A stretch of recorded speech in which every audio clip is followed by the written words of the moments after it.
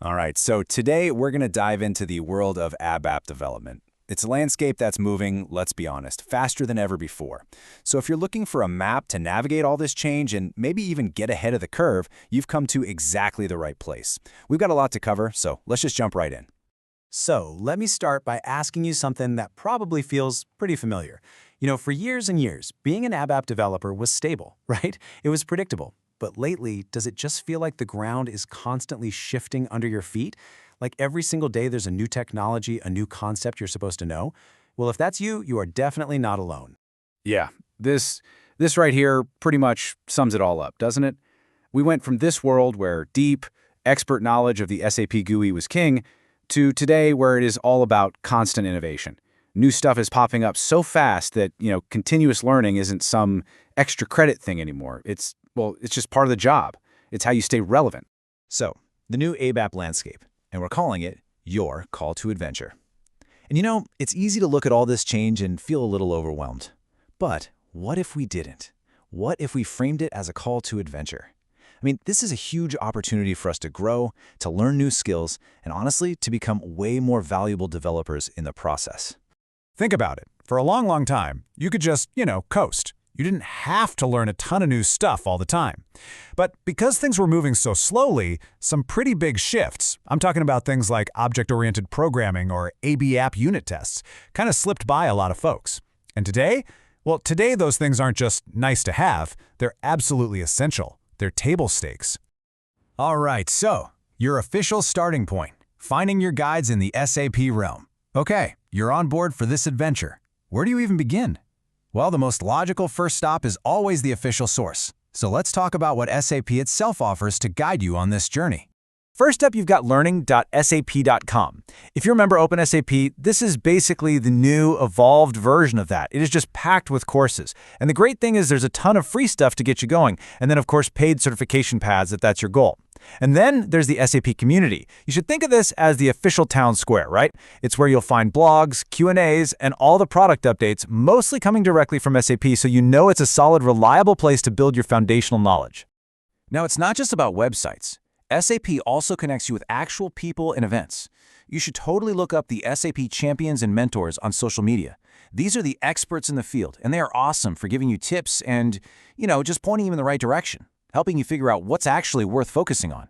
And of course, the big events. Keep an eye out for DevToberfest and TechEd. That's where you're going to get the absolute latest info straight from the horse's mouth. Next up, the power of the community.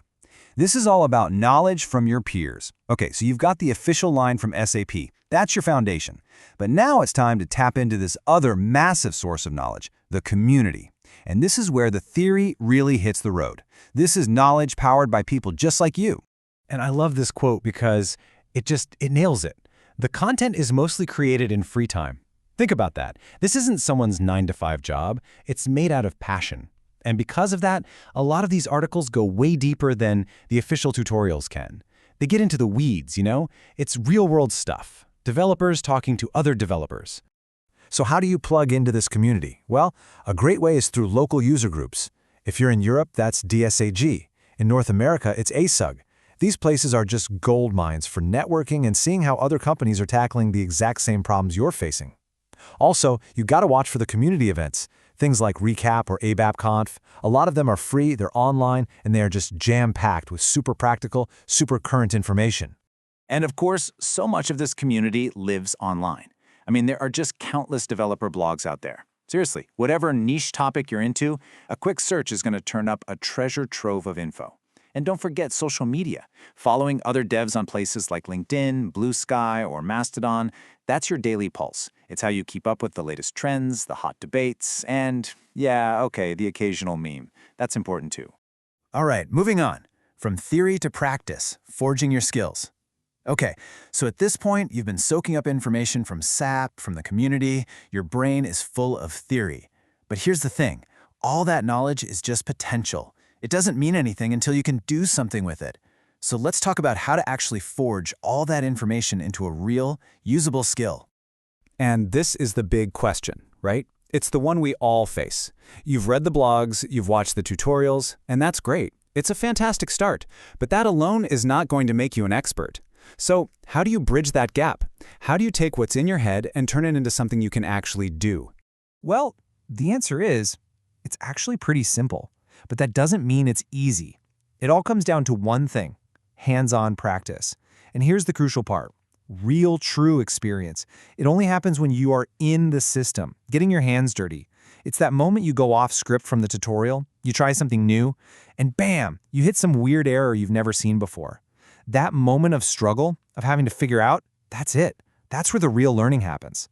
You know, you should start thinking of every single problem you run into as a learning opportunity in disguise. Seriously, because when you get stuck on a really tricky challenge, doesn't matter if it's your own project or you're helping out a coworker, you're forced to look at the whole topic from a totally different perspective. And when you finally solve it, your understanding is just so much deeper than it was before. Okay, next section, a blueprint for learning your personal 4-step strategy. So we've talked about what's changing and why it's so important to keep learning. But now for the big finale, the how. Let's put everything we've talked about together into a simple, powerful 4-step blueprint that you can use over and over again to master literally any new topic. All right, here it is, your repeatable learning process. Step 1 is experience. This is where you go to events, you join user groups, you listen for the buzzwords. This is how you figure out what you even need to learn in the first place. Step 2, start. Now you take those buzzwords and you get a first look. Read some blogs, do a few tutorials on learning.sap. This is you getting the lay of the land.